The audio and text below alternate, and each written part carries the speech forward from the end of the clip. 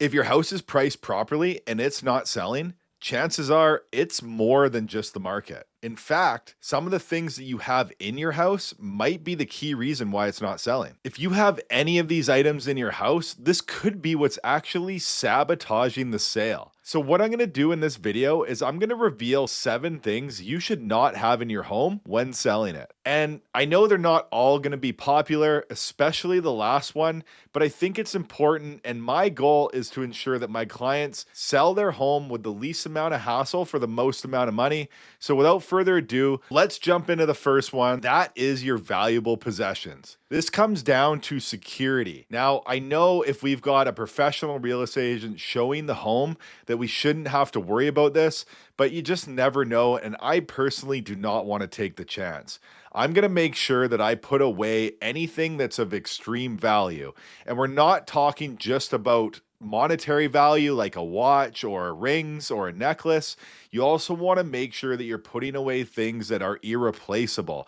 So that family heirloom or something like that that has maybe not a ton of value, but is really sentimental and important to you. Because even if it doesn't get stolen, if somebody accidentally breaks it, because accidents do happen, that's going to be a devastating situation for not only the seller, but the buyer. And we really don't want to put anybody in that position or run the risk of losing that treasured item. So really make sure that all your valuables are put away, put them in a safe, and they're locked up and out of sight, or bring them with you. And if you have that beautiful vase or that decoration or something that really is really important to you, make sure that you bundle it up, package it, put it somewhere up in your attic or in the garage in a nice box for safekeeping. Now, the next one I'm going to guess you probably didn't think about as well, number 2 on my list, and that's your medication. It's not something we really think about, but there's kind of 2 reasons here. And one is, well, I mean, I just don't want somebody going through my medicine cabinet and looking at stuff that's personal to me.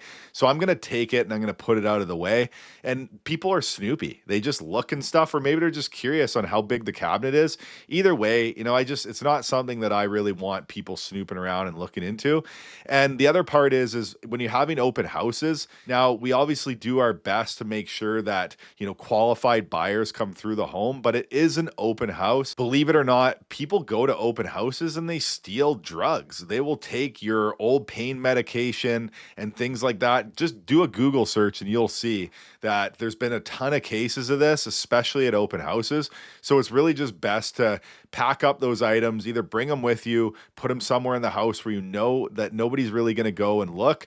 And, that'll just assure that you're not going to have any issues with that. All right. Now, number 3 on the list, and I'm not going to make any friends with the pet owners here, but you really want to do your best to actually, if you can, make it look like no pets even live in the house. Cat hair, dog hair all over the floor, that stinking litter box in the laundry room. We've all been through a house that has that.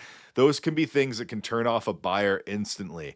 And really what it comes down to is either they're just not a pet lover and so they just doesn't resonate for them, or it's the odors. And it's hard to cover up the odors, and you got to be careful about what you use to do that. I mean, spraying around Febreze, if I walk in there with my buyer and I smell an overwhelming smell of perfumes and Febreze, I'm going to think that they're trying to hide something. And same goes for opening the windows. I mean, opening the windows, I think, is the best strategy to get some fresh air in the house when you're getting ready to show the house. But make sure that you close the windows. Buyers are going to walk in, I've seen this before, and think something's wrong with the house. Why are all the windows open? Why is it so cold in here? Does the heat work? Is there a problem with the HVAC system? But you want to get rid of the smell and the odors of animals. Really, you got to do a deep clean before you put the house on the market, and make sure you open it up, get that fresh air in there, close the windows, have the heat on when the place is getting ready to show. All right, so we're at number 4. We're going to dive right into it, and that's personal photos and memorabilia. People want to walk into a house and feel like it's their own. And when you have a big wall full of your personal family vacation photos, or maybe it's a massive trophy wall of your glory days when you played high school football, put that stuff away. People walk into a house and will often make a decision in the first 5 to 10 seconds on whether they're going to buy the house. So you want to put away any of that personal sort of stuff that really resonates with your family, but maybe not somebody else.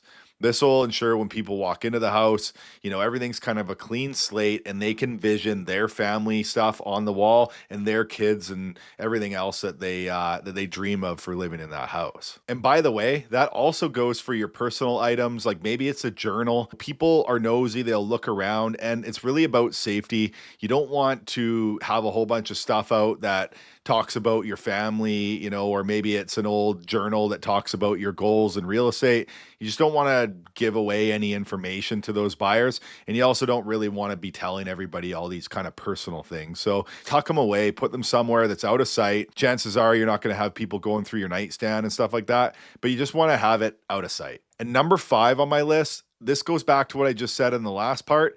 Also, you want to consider any personal paperwork. You don't want to be leaving out your bank statements, your tax returns, stuff like that on the counter, even if it's folded up. Like put it in a drawer and out of sight, somewhere where you're inconspicuous, where people aren't going to look. You don't want people knowing that, maybe you carry a high balance on your line of credit or your credit card, or that you're in the rears in your taxes. This can give a buyer the impression that you're maybe desperate to sell the house and might entice a lowball offer. So make sure that all your paperwork's put away, anything that's going to be incriminating for you to sell your home. I would just make sure it's out of sight. That's it. Next up on the list is excessive furniture and clutter. We all have a whole bunch of stuff in our house, valued possessions and things that we like. But when it comes to selling your house, the term less is more definitely applies. The ideal scenario would be you get yourself a storage container and start to remove some furniture and just really stage the house nicely. Now, I know if, budget constraints are an issue and you can't afford a storage container, I would at least make some room in the garage, because I'd rather just have one room. That a garage is a good acceptable area where you might have some clutter and some junk, to stack everything nicely and neat in the garage. You can go to a box store and just get some cardboard boxes, or you can go to Walmart and get some of those totes, and you can put all your personal items. They're sitting on top of your hutches and on your countertops. And in the kitchen area, put away the coffee grinder, the shake maker, maybe all those kind of specialty things. It doesn't hurt to have maybe a toaster or your beautiful KitchenAid mixer on the counter. That's fine, but you just don't want all that stuff sort of lingering around. I don't know about you guys, but in my house, we've got one corner that has all our supplements for, proteins and all that stuff. We've got another corner that's the coffee station. And then we got another corner that's kind of like the breakfast area. And they're a mess, but like that's fine on the regular. But when you're showing the house, just put all that stuff down in the kitchen cabinets. It'll make a big difference. You want the buyers to come in and not be focusing on the clutter and more focused on the space itself. Now, next on the list, number 7 is divorce and separation papers. The truth is, savvy buyers are often looking for little hints that will indicate that the seller is going through a tough time in life. So if you are experiencing some challenges, whether it's credit card debt, like we talked earlier, or a separation, you don't want to give away the fact that that might be happening, because nothing screams distressed more than a pending divorce. Okay, so we've hit number 8, the last one, and I think it's going to be a showstopper, and it might not be super popular, but the number one thing you do not want to have in the house when you're selling is you. Buyers get really uncomfortable when they walk into a house and the seller is still there. Put the shoe on the other foot and imagining walking through somebody's house while they're just sitting there on the couch watching you. It can be a really uncomfortable experience. Now, I know our nature at times is, well, I've lived in this house for a long time. I've got a lot of information and I can provide a lot of value to the buyer. You may think that, but the truth is they don't want to go to a house and feel uncomfortable with a seller there. Now, this isn't a personal jab at you, but everybody doesn't get along. Some people just have a different vibe that connects with others. So even though you have a bunch of great information about the house that would probably be valuable for the buyer, or all the features, pass that information on to your real estate agent, let them give it to their buyer's agent, and get out of the house when it's being shown. One negative interaction with those buyers can sour the whole relationship and result in no offer. Now, these 8 things I've shared with you today will help increase your chances of selling your home for top dollar. But if you want to know more, watch this video on the 5 mistakes that people make when selling their home. And don't forget to like and subscribe to my channel for more Canadian